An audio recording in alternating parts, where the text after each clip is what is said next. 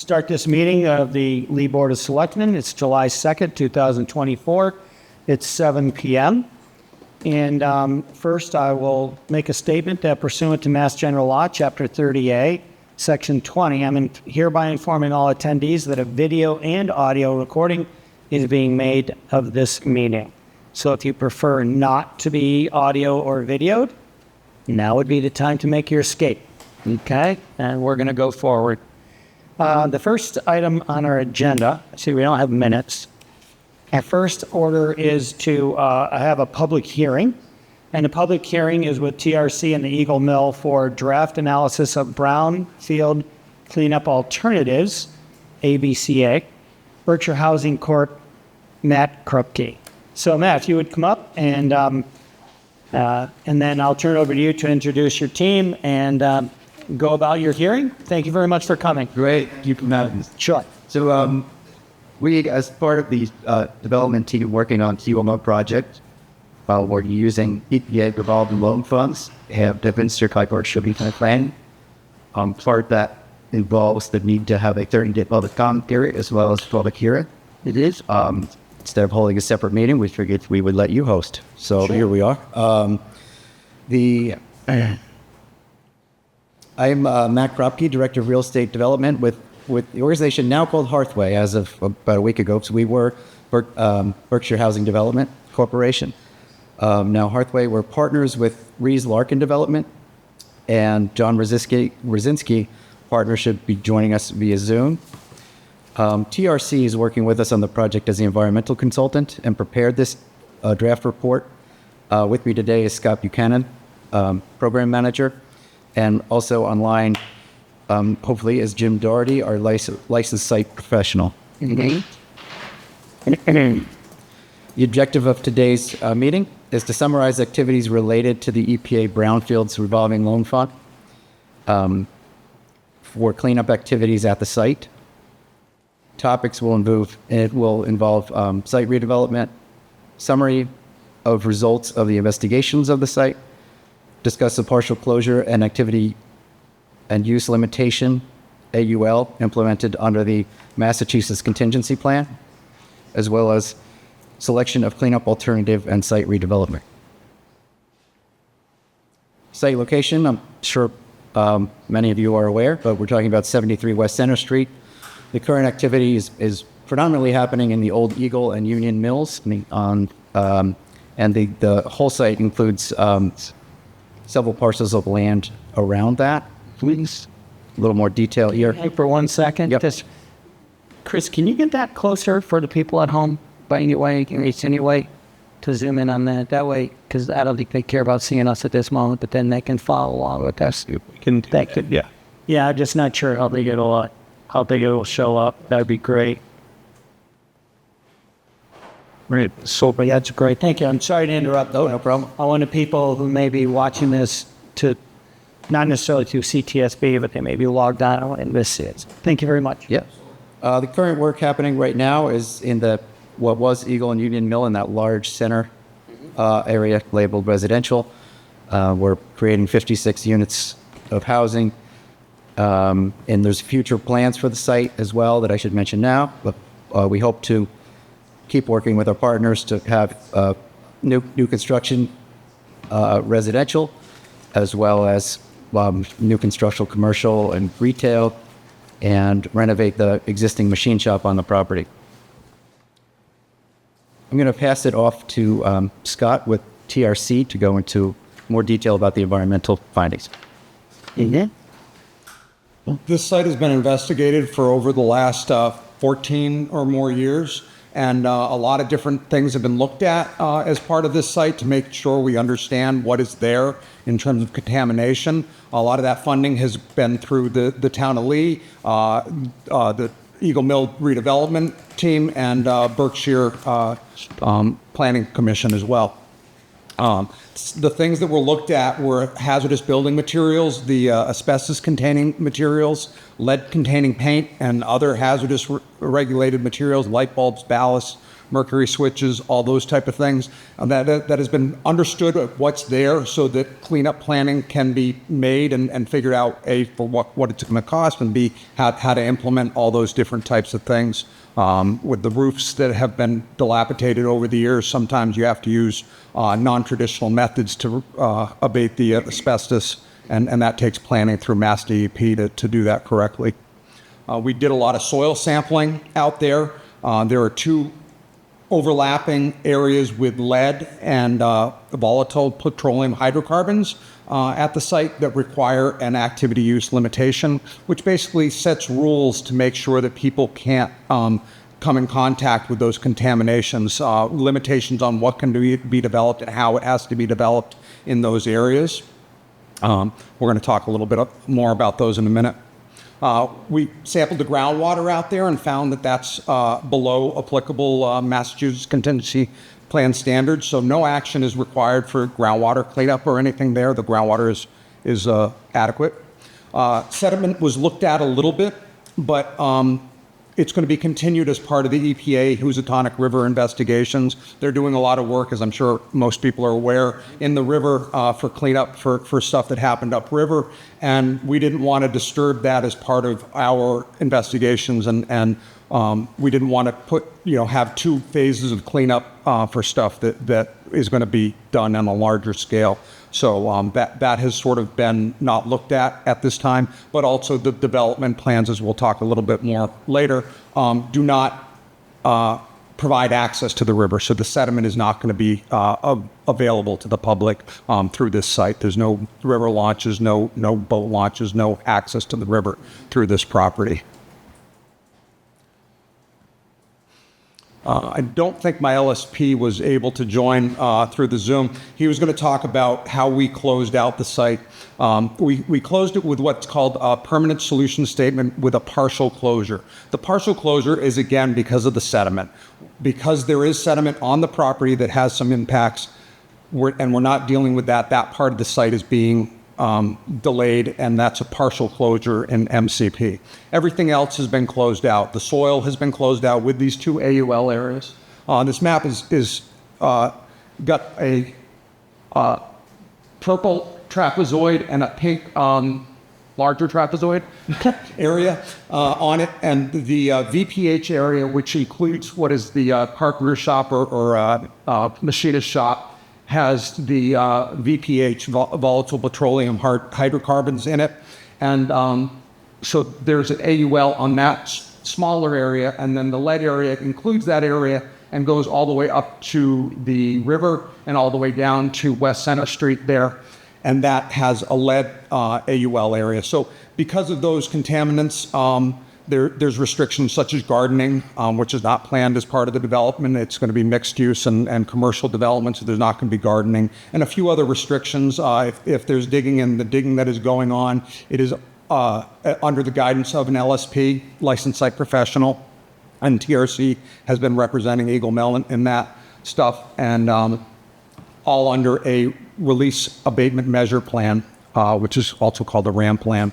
So there are things in place to make sure that those contaminations stay where they're supposed to, or if they're dug up and moved somewhere, they're not moved to somewhere else on site, they're disposed of properly off site, and that doesn't become a problem.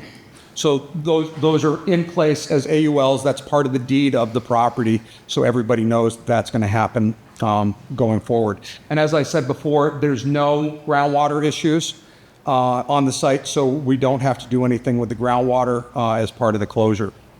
So can I ask you about Absolutely. the lead issues? Yeah. What's maintaining the lead and the volatile petroleum products on the site? The fact that it's always been tarred over and that no water's seeping through there that might leach it into the isotonic, or does the ground naturally hold it and not release it on rainfall? The lead, both contaminants act a little bit differently. The lead is not leaching very much with groundwater flow and stuff like that. There is some pavement there that does inhibit the flow a little bit, but the lead will stick around. The lead's not going to move very much. And that's not an issue. As we saw, as I said, there's nothing in the groundwater above concentration. So these things aren't going into the groundwater and impacting the Housatonic River. The VPH items are there.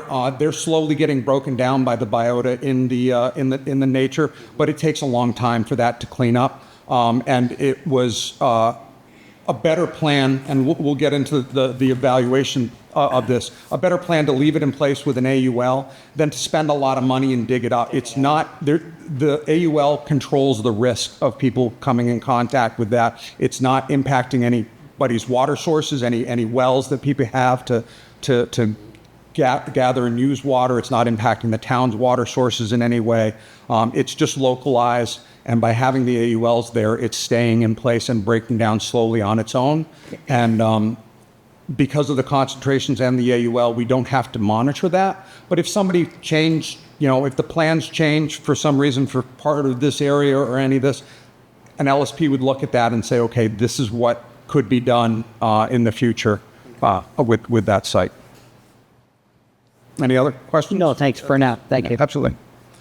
So as part of the process with EPA, we have to evaluate, actually, and part of the MCP, we have to evaluate the remediation alternatives and look at different ways that could clean up and see, what's the best one out there. The objective for the cleanup is to redevelop the site for residential, commercial, and retail use and obtain MCP site closure and a condition of no significant risk. Alternative number one is no further action. Don't do anything. Leave the buildings the way they were, and leave it an eyesore and a site that can't be used. That doesn't meet the objective. We can't redevelop a site like that. We can't have people using a site like that. So that option is not an option for this site.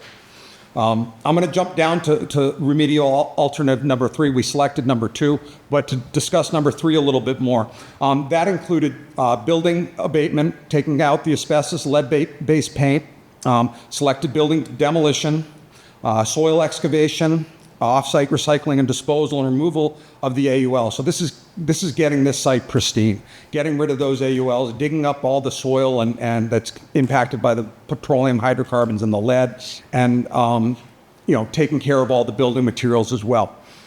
This cost is about twice as much as option number 2, and it doesn't really add any further protection to the people using the site. There is no significant risk for people using the site with the AULs in place. So this additional cost didn't make sense in this at this site. Number 2 is doing the same stuff but leaving the AULs in place, and that's what we've selected as the best alternative. So we're abating the asbestos, we're taking care of the lead-based paint, getting rid of all the hazardous chemicals that are on the site that are in the building materials. Leaving the AULs in place, except for limited areas where they need to. I know we're putting in some utility corridors, buried utilities, and we're looking at that soil to see if we can reuse it or if there's a danger to people that would have to access those utility corridors in the future, and then replacing that with clean soil that wouldn't slow down those needs in the future. That is the selected alternative. And I think I just talked about all this stuff without that slide. We also used Mass DEP has an option for building demolition and beneficial reuse of building materials. So they're taking down a lot of buildings there to do this development, and we could just throw all that stuff in the landfill. We don't want to do that. We try to do things in a green way. We're funded by EPA, who asks us to do green cleanup, and we don't want to pay for things to go off-site and disposed of if we can reuse them on-site. We worked with Mass DEP that is allowing us to crush up some of the materials.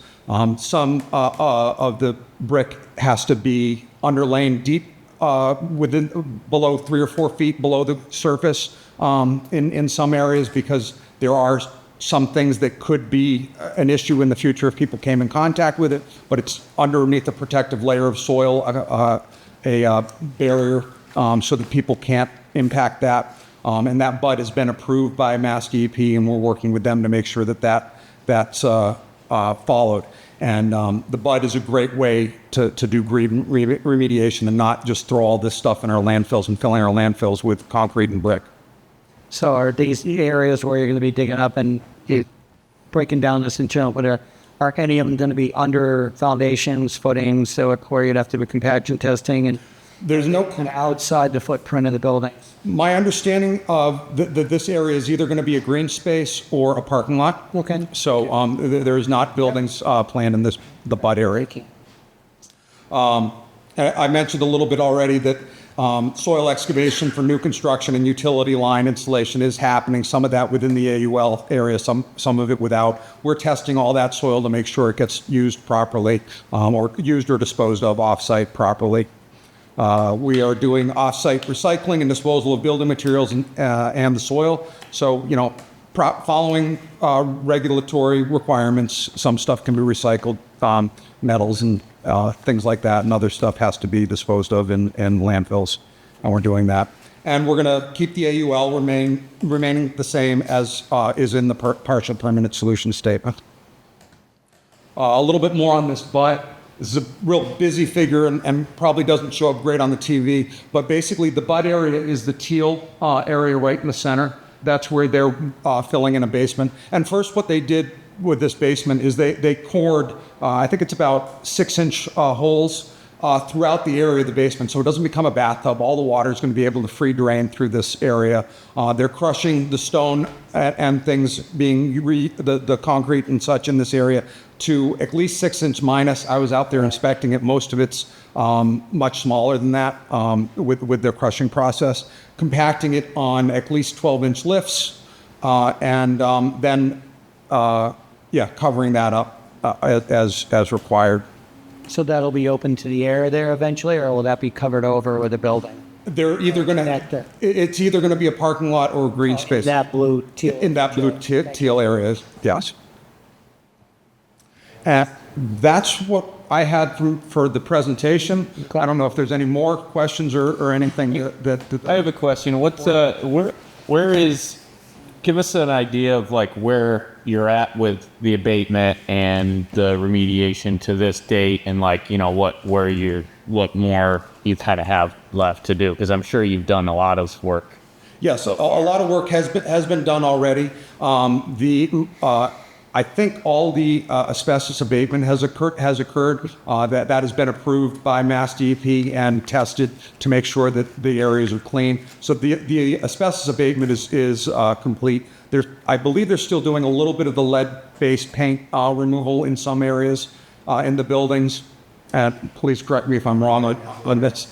And I know that they're still working on backfilling the bud area. We were talking about that today, and I was out there doing a bud inspection, making sure that they're following the procedures. We're also working with them on soil that they're excavating from different areas in the utilities, so we're still looking at little patches of soil here and there. The major excavations, though, are complete. Is there any hazardous issues with the roofing material? It looked like they brought in a lot of insulation and roofing material, like they're going to finally put up their safety barriers around the edge. It's like they're getting to the re-roof part. There was a lot of issues with asbestos in the roofing materials that took a lot of. The Mass DEP has preferred ways or easy ways to do asbestos, and then there's the non-traditional work plans that have to be filed by the abatement contractors, and MT work plans were needed for this to be able to get on that roofing material safely and get it down, because a lot of it you couldn't climb up there. So a lot of those roofs were so broken down and stuff that it wasn't safe for people just to walk up there and work on it. And that's the way we prefer to do it. But all that has been taken care of safely. So the roofs are done, not redone, but I mean, they're abated. There's no more asbestos up there. I don't know if there's more shoring and engineering to be done before the construction activity proceeds with that, but I don't know if you... Oh, that sounds about right. Yeah. Okay, thank you. No, we've been asking questions as we go along, but yeah. Bob, Sean, any more? I'm just, you have further work to do. Can you project a date when we're going to start seeing some progress on the construction, when they're actually going to start moving forward? Not GRC, He got way quick. Very soon. I think we wanted to get through all of this abatement work before we had other trades come in. But we're very close now to be at that point. We're still projecting to be complete about a year and a month from today to be able to CO level the 56 units. So we're about 13 months out. Yeah. Let's moving along. Yeah. And that answered my question.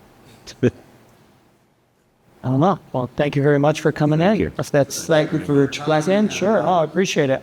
And I should also mention for the public that we are we are also in the midst of a 30-day comment period. So if anyone here or hearing had comments to submit, they can email me. Let me hold you out. You should get there.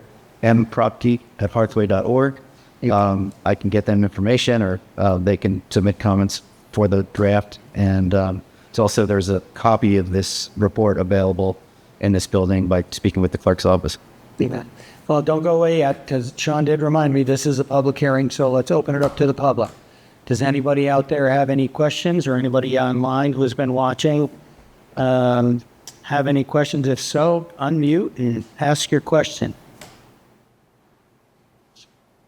All right, seeing none, and no one here in the room has any questions, I guess we'll bid you farewell. Thank you very much. Thank you. Wow, thanks for coming in. Appreciate your time.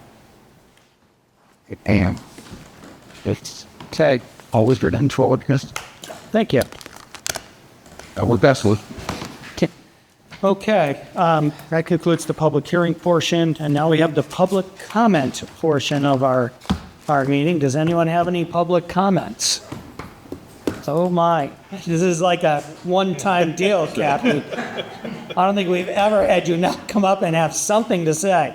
But anyway, so anyone else? No? All right, then we'll move along. Thank you. General business. We are here to sign a letter of endorsement for the open space and recreation plan. Do any of you have any questions about the, we all had a copy of it. We've reviewed it. Does anybody have any comments? Did you work on that one? I didn't. I did. What's the matter with you? I didn't work on everything. Okay, well, that's true. Anyway, any questions or comments? It seemed very thorough, very thick, and it took a lot of time to get through this stuff. I So, know this was funded by some grant money, right? yes. No, the OSRP was not grant money. We did have grant money for the master plan. Gotcha. The MVP, the HMP, and the Stockbridge Road portion of Right. that. Not the ADA.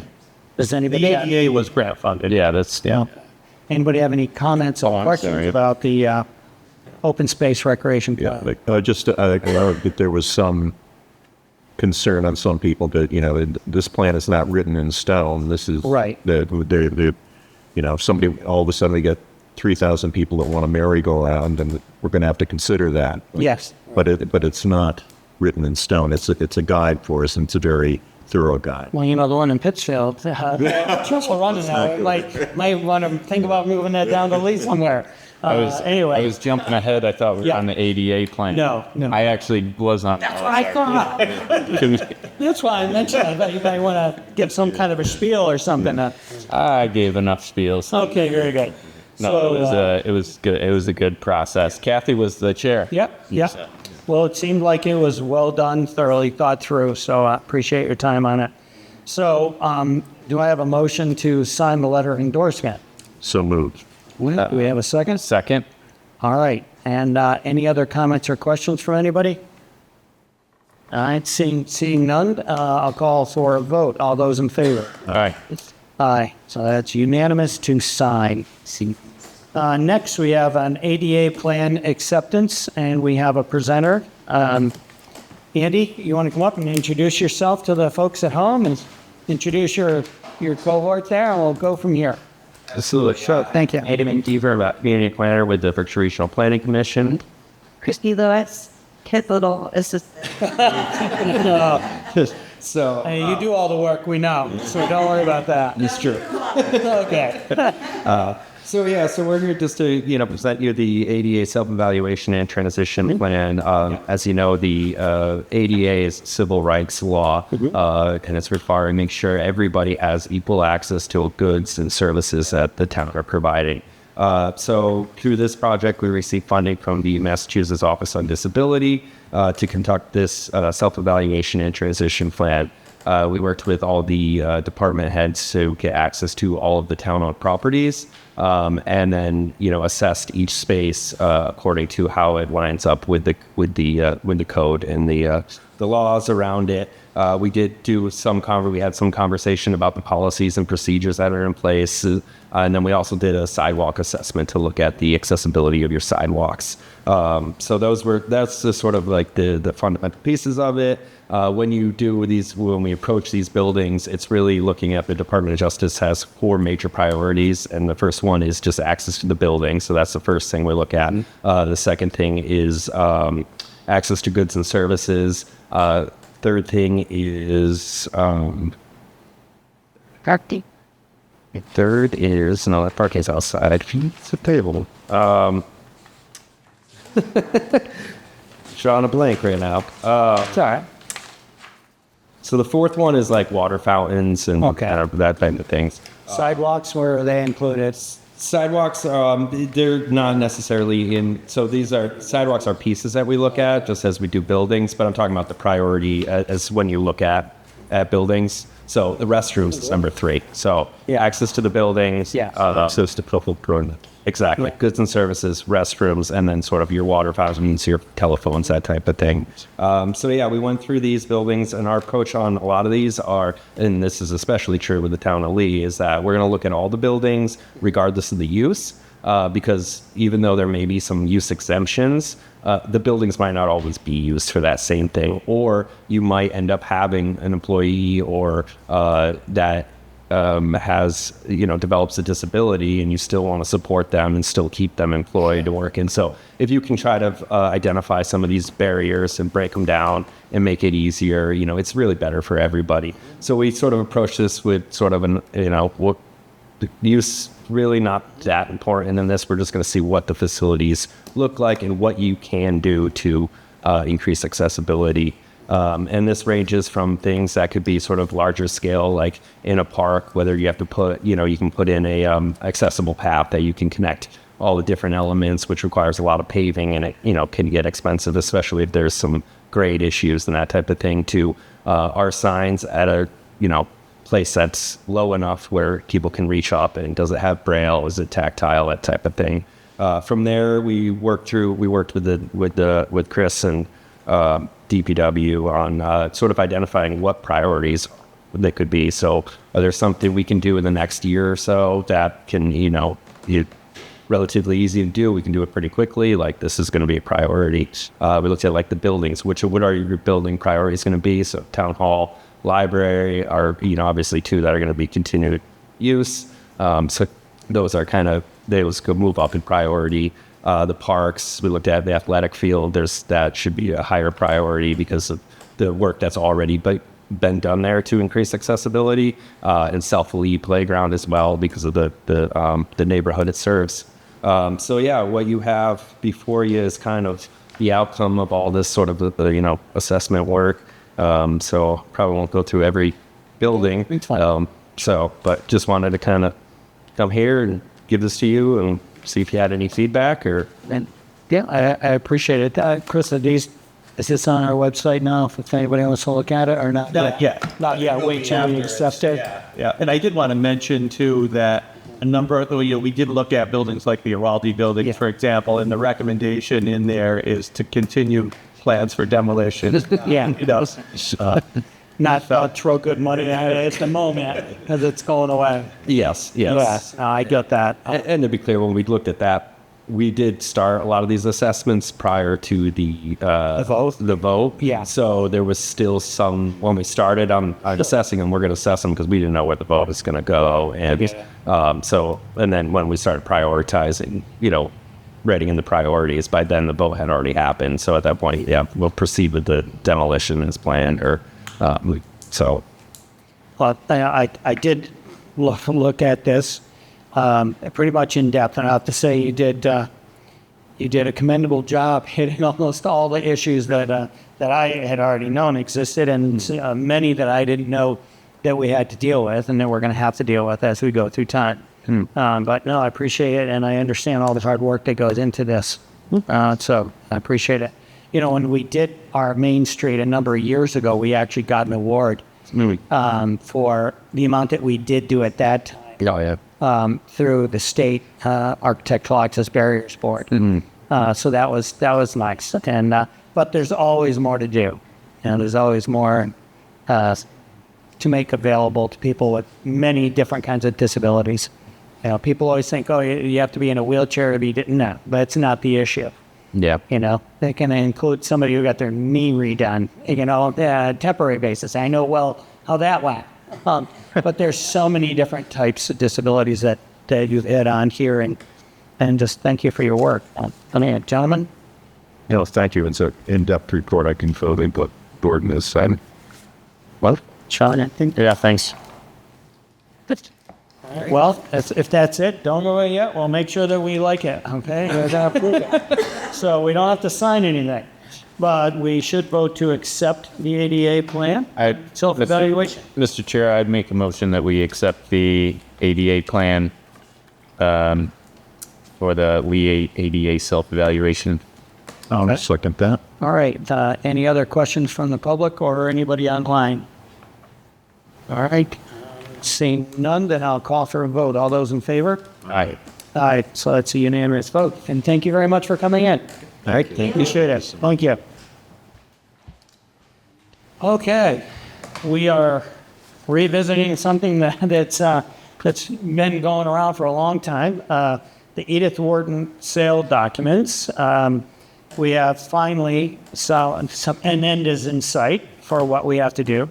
So we need to vote on a number of different items and documents having to do with the final sale of that Edith Wharton, 1 acre kind of back to the Edith Wharton sale, back to them, to the estate. So any questions or concerns? Nope. No? Then I would entertain a motion to sign off on all the multiple documents having to do with that sale. Mr. Chairman, I move that we sign all of the sale documents for the Edith Wharton properties. Okay, do we have a second? I'll second. All right. Just for discussions. Yeah. Nothing material has changed since we passed it town meeting. This is all just, we're finally closing. Hopefully, this is the last step. Lengthy process because of the CR on there. Yeah, right. So just so anybody is out there thinking, oh, we're changing. No, they didn't change anything. It's just. Well, we had to get approval from the legislature to get, to exchange some property for the conservation restriction and all that kind of. So it's a lengthy, like you mentioned, it's a lengthy process. And, anyway, any other comments then? Christine, you all set? Yeah, hopefully this is the last. Hopefully it's it. I think it All right. took 3 years, or 2 years, I guess, 2.5. Yeah. All right, well, seeing no other comments, then I would call for a vote. All those in favor? Aye. Aye. So it's unanimous. So, okay. We have on our agenda an issue with the Rester River meeting recordings. Chris, would you like to voice in on this? There's been a request, I would say, from to Berkshire Regional Planning for the Rester River recordings of all their meetings. Yeah, so this particular, and actually Bob had asked to put this on the agenda, but I'm happy to speak about it as well if you want. Sure. Yeah. Well, we got agreed. Both should. I asked that it be put on the agenda. There was a concern. Berkshire Regional Planning announced they were going to be. I think it was a 2-year limit. Going back 2 years, they were just not going to keep records anymore. My concern and the concern of others was that all the rest of the river meetings, the recordings of those were going to be destroyed. And given that it's still quite an active issue, a volatile issue, those things should be preserved in case anybody wants to know about it, or worst case scenario, if it ends up in one of the litigation processes going on. And so that was the concern.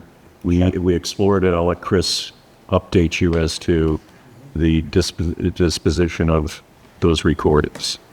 Yeah, I did. I was not able to attend that meeting, but our lead representative, Bogdanovic, did, and I was in contact with him after. And so my understanding is those recordings are, the Restive River is not included in that policy with the RPC, number one. And number two, there is a FOIA request or a records request for anything that's been made.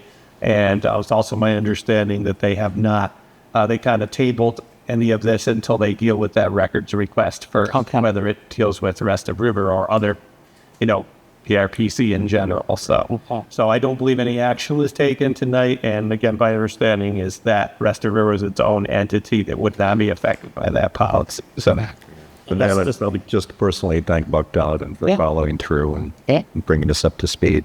That's great. Okay. And so that's it for that one. We are on to number 4, any topic a chairman could not reasonably anticipate. I don't have anything at this moment. What about you guys? Anything you'd like to say? No. Before we turn it, I'll turn it over to you. I have one thing to say before we wrap up. So, town administrator report. all right, so some good news to share.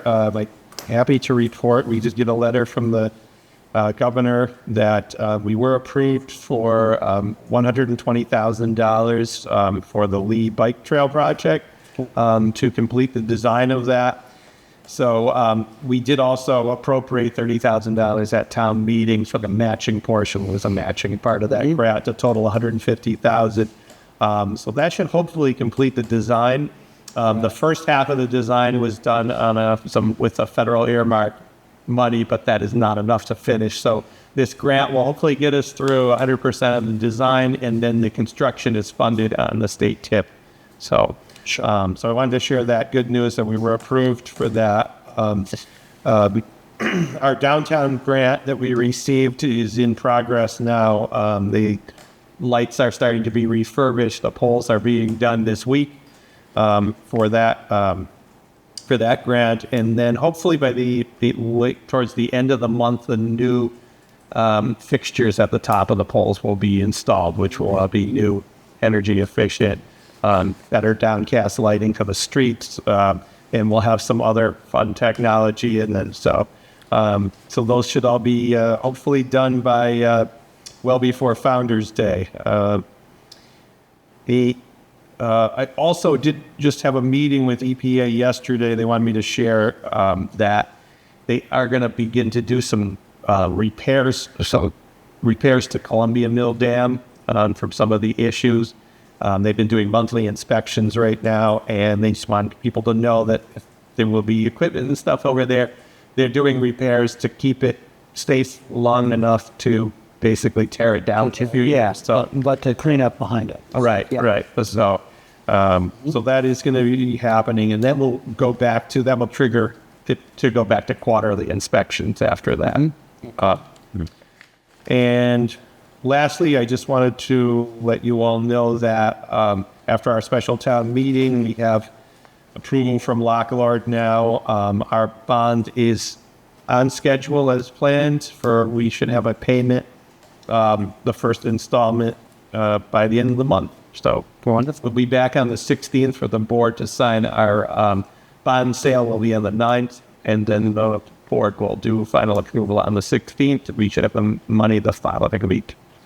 So now so we understand the process, once that's done, we can make the purchase on 102, so we can start the process of moving the DPW, cleaning out the old Quonset hut, doing all those kind of things we have to do, plus go out for demolition of the other buildings that have to come down. That's all part of the first bond section. Correct. Would it also be then part of the picking of somebody who's going to oversee, a company that's going to oversee this? What all is involved in that first bonding? So we are gonna have our first meeting of the building committee next week on the 9th to review a request for services for a motors project manager, For what time? aka clerk of the works, but that will be Mayor. I'll leave at 5. Thank you. Thank you. 5 o'clock. And so that meeting will be going over that request for services. We expect that process to take about till beginning of August, and we'll have an OPM on board hopefully in August.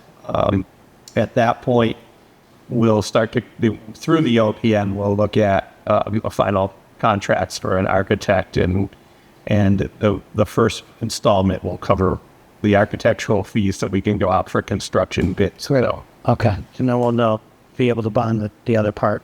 correct, yeah. Okay. Excellent. Thank you. And we do have $1 million in grants thus far, and about $1.3 million pending, which we should know soon. So, Okay. and more to come in the future. Yeah. Oh, that's good. That's great. So is it safe to say that at some point this fall maybe we'll start to see a lot of movement going on with transitioning the DPW department and like those sorts of things? Goal is to move them prior to snow season. Yep. We don't want to make sense. Yeah. Yeah. So hopefully we'll stay on track for that. I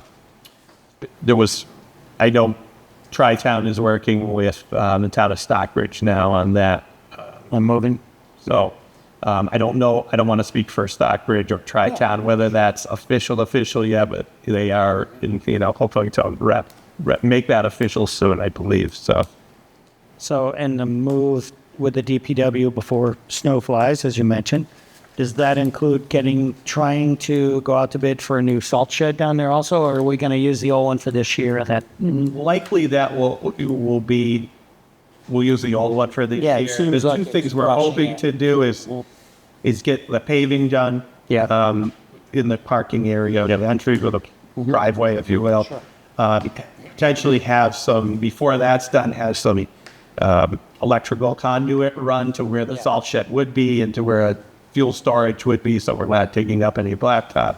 And then there's one major item inside the building, which was actually two, I guess. There's one small section that they need to extend the sprinklers to. Yeah. And a mechanic's lift that we can put in. So, but I believe the actual salt shed itself would Yeah. likely not happen. I would think that's a lot to put on the plate to get done in that short amount of time. Then that one is going to be approval from Mass Wildlife too. Before we can do understand. it. So, Enough. All right. Anything else, Chris? and it's all I have. All right. Anything else from either of you? No. Well, then I'd like to wish everyone a very safe and enjoyable 4th of July. That's coming up. And announce that our next regular meeting will be July 16th, 2024, right here in the old courtroom at 7 p.m. And with that said, I would entertain a motion to adjourn. So moved. And do I have a second? Second. And all those in favor? All right. Aye, that is unanimous. All right, thank you very much.